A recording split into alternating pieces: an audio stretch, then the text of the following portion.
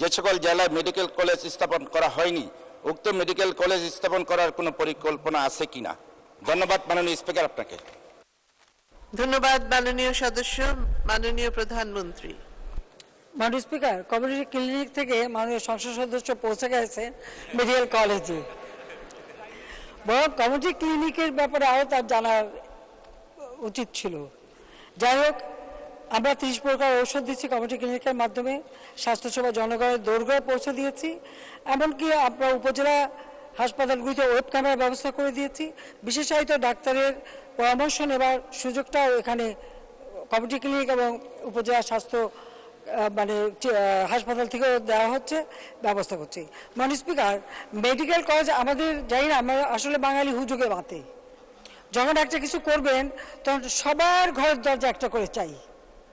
যেমন এয়ারপোর্ট, এখানেই একজন মাননীয় সংসদ সদস্য বলে দিলেন তার জেলায় এয়ারপোর্ট, আর জেলায় জেলায় এয়ারপোর্ট হয় না।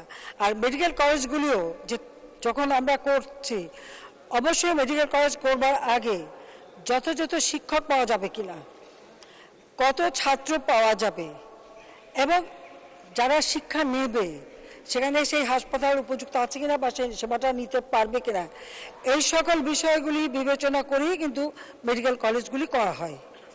এখানে এখন সবার ইচ্ছা মতো ঘরের দরজায় তো মেডিকেল কলেজ করা সম্ভব না।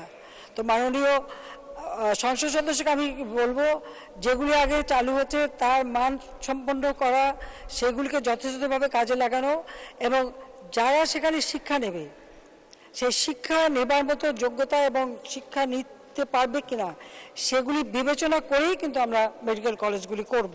এটা আমি মাননীয় স্পিকার আপনার মাধ্যমে আমাদের মাননীয় সংসদ সদস্য সকলকে এটা জানাতে চাই।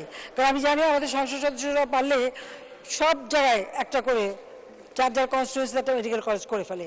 একটা কলেজ করলেই তো হলো না, কলেজটা করার পরে যথেষ্ট শিক্ষাটা পাবে কিনা, সেই শিক্ষক তো দরকার। এখন আমরা কি মানুষ মারা বা রুগী মারা ডাক্তার তো তৈরি করতে পারি না।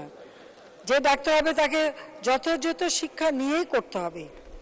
কাজে আমি মাননীয় সংসদ সদস্যকে এটাই বলবো যে এর পরবর্তীতে কোথায় কোথায় মেডিকেল কলেজ হবে সেটা অবস্থা বিবেচনা করে সেখানে যথাযথ শিক্ষক থাকবে কিনা, চিকিৎসা শিক্ষার জন্য হাসপাতাল আছে কিনা, ছাত্রছাত্রী পাওয়া যাবে কিনা, সবগুলি বিবেচনা করেই আমরা মেডিকেল কলেজগুলি করব। এটাই হচ্ছে আমার প্রস্তাব, যে আমাদের মাননীয় সংসদ সদস্যরা অবশ্যই সেই বিষয়টা দেখবেন। ধন্যবাদ মাননীয় স্পিকার।